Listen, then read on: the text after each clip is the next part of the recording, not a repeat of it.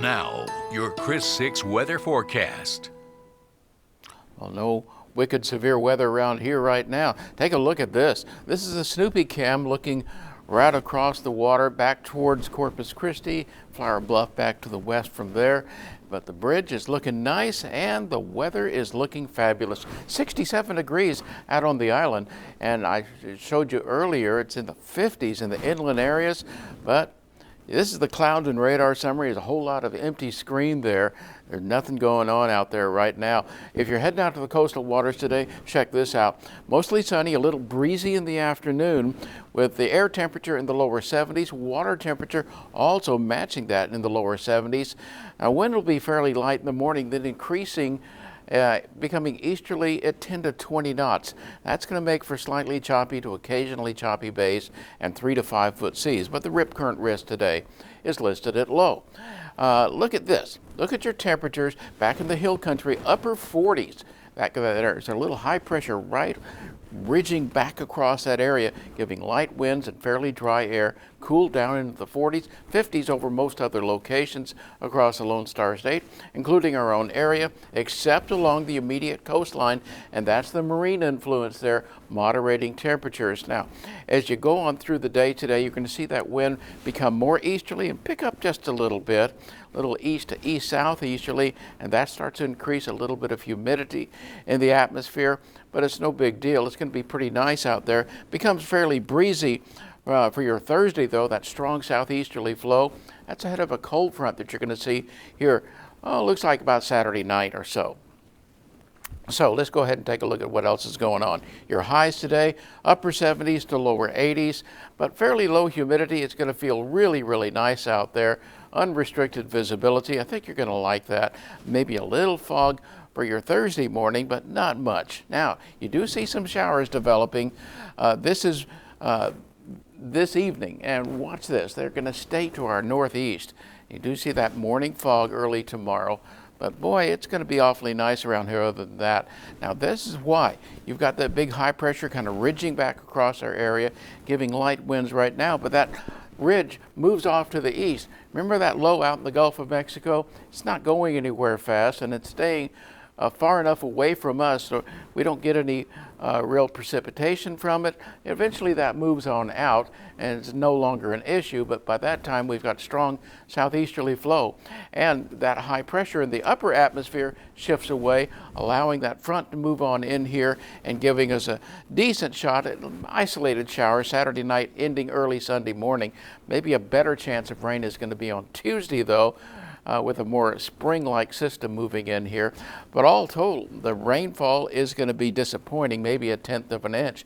Now, if you're walking the pooch today, it's going to be nice this morning, lower 60s, warming to the 70s by midday. Well, this is what it looks like over the next 7 days. Highs upper 70s to lower 80s today. Middle 80s by Saturday, cooling down just a little bit. Your best chance of rain probably Tuesday night. Taylor?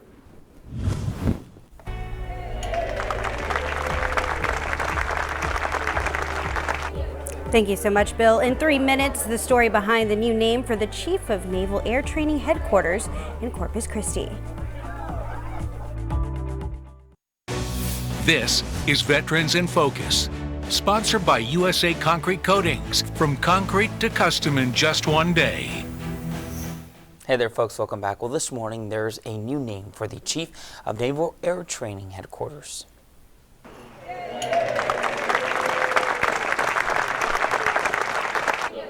The building was renamed for Vice Admiral James H. Flatley Jr. Tuesday. He was a World War II fighter ace who served right here in the coastal bend and helped contribute to the overall safety of naval aviation. He helped start what we now know as the Blue Angels. In fact, the first 3 Blue Angels were members of his in World War II.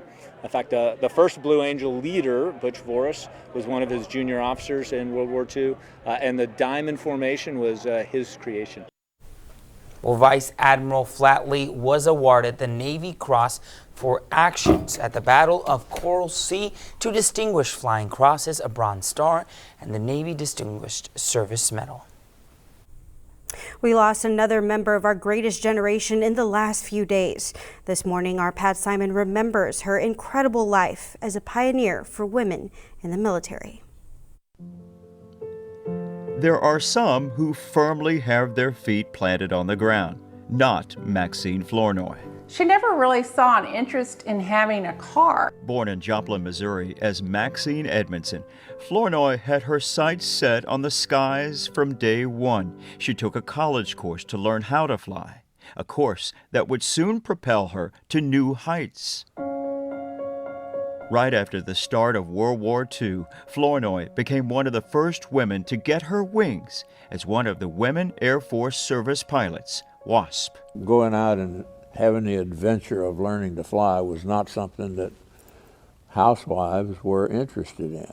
But Flournoy was the exception. Of the 25,000 applicants, she was one of 1,100 selected.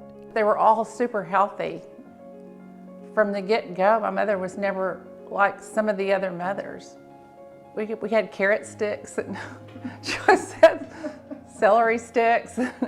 We thought that was normal. While the men flew off to war, Flournoy flew military planes stateside from factory to home airfields. Based in San Antonio, she did something else historic. She mapped out the coastline so the pilots would know where was a safe zone to go and how far out they could go to be in the Gulf of Mexico and things like that. Little did Flournoy know at the time that she and her fellow females were being tested to see if they could actually fly. They knew as a group that they accomplished the mission that was assigned to them with flying colors because it ended up they could fly every military aircraft. They could fly all right, but the WASPs were not officially recognized for their military efforts and as veterans until 3 decades later in 1977. For all those years, they did their part, but they never got any military benefits or recognition. Flournoy and the WASPs were eventually awarded the Congressional Gold Medal. The flags of freedom fly all over Europe.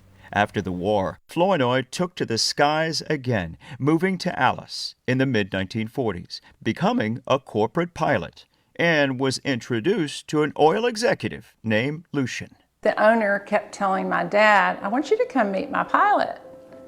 He didn't say it was a woman. She eventually landed in love. Just so much love. And together, total love, they started an oil drilling business and a family. Flournoy would still find the time over the years to fly her own plane to WASP reunions. We went to a lot of them. The kids all knew each other. We were called WASP kids. She would remain active in support of our service members, appointed by former President Jimmy Carter to the World USO Board. She loved our military, and she was always there no matter what. In her later days, she founded what's now the 3rd Coast Squadron Commemorative Air Force, a museum bearing her namesake to teach future generations. We keep getting more planes in and telling her story. A story about a pioneer. Soar, Mama. Who now earned a new set of wings. Maxine will always be here flying with us. Pat Simon, KRIS 6 Sunrise.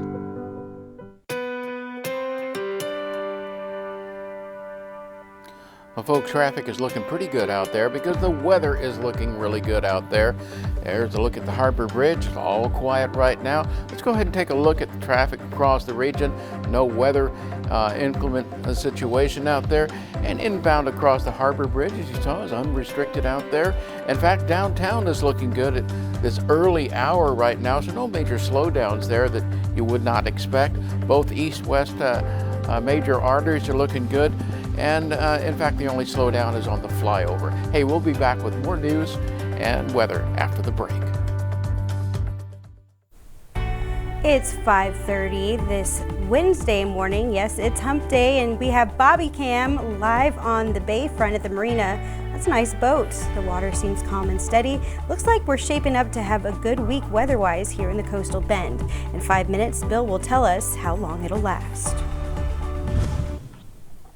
Following several mass shootings in the U.S., a new survey shows an eye-opening statistic on gun violence. That's right. Our Sunrise reporter Cordero McMurray joins us live in the studio. And Cordero, what exactly does that report show? Javier, the survey from the Kaiser Family Foundation shows 54% of U.S. adults have either personally or had a family member who's been impacted by a gun-related incident, including suicide. Now, nearly 1 in 5 Americans have lost a family member to gun violence, with people of color disproportionately impacted. Jackie Rowe Adams lost 2 sons, Anthony and Tyrone, to gun violence. She now runs a support group.